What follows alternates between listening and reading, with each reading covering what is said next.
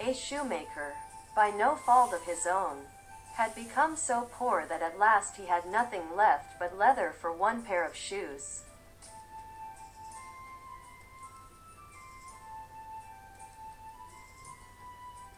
So in the evening, he cut out the shoes which he wished to begin to make the next morning. And as he had a good conscience, he lay down quietly in his bed, commended himself to God, and fell asleep.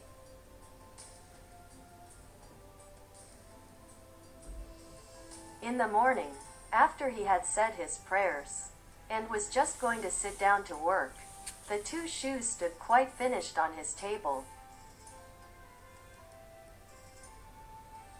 He was astounded, and knew not what to say to it.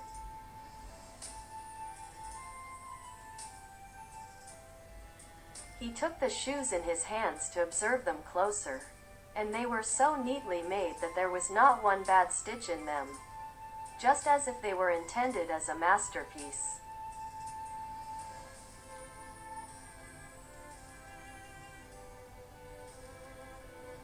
Soon after, a buyer came in, and as the shoes pleased him so well, he paid more for them than was customary, and, with the money, the shoemaker was able to purchase leather for 2 pairs of shoes.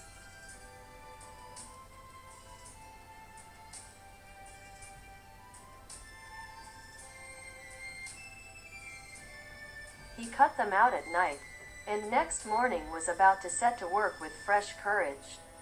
But he had no need to do so, for, when he got up, they were already made, and buyers also were not wanting, who gave him money enough to buy leather for 4 pairs of shoes.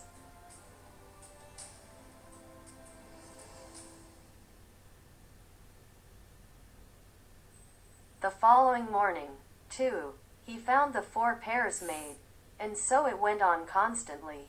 What he cut out in the evening was finished by the morning, so that he soon had his honest independence again, and at last became a wealthy man.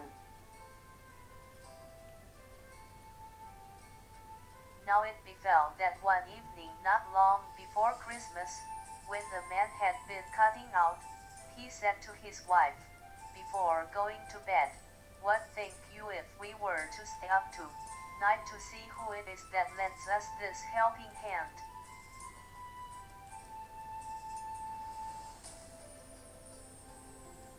The woman liked the idea, and lighted a candle, and then they hid themselves in a corner of the room, behind some clothes which were hanging up there, and watched.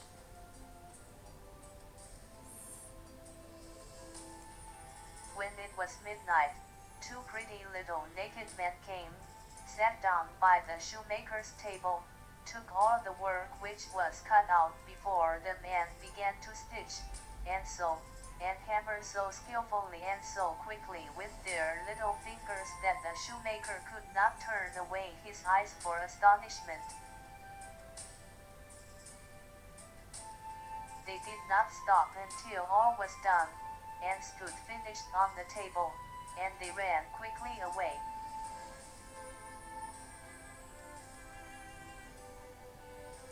Next morning the woman said, "The little men have made us rich, and we really must show that we are grateful for it.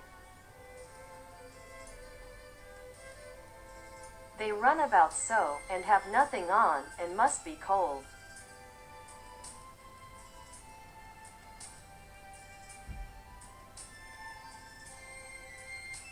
"I'll tell thee what I'll do. I will make them little shirts, and coats, and vests, and trousers, and knit both of them a pair of stockings, and do thou, too, make them 2 little pairs of shoes."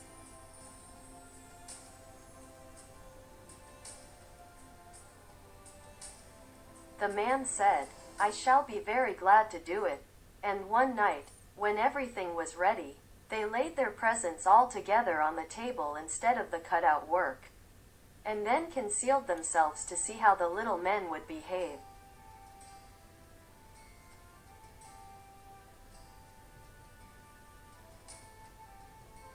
At midnight they came bounding in, and wanted to get to work at once. But as they did not find any leather cut out, but only the pretty little articles of clothing, they were at first astonished, and then they showed intense delight.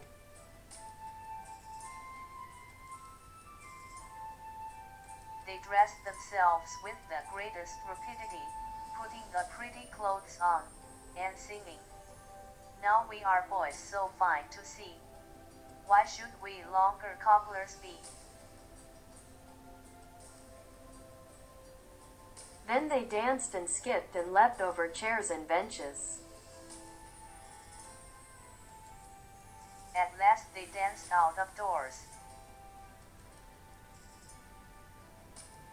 From that time forth they came no more, but as long as the shoemaker lived all went well with him, and all his undertakings prospered.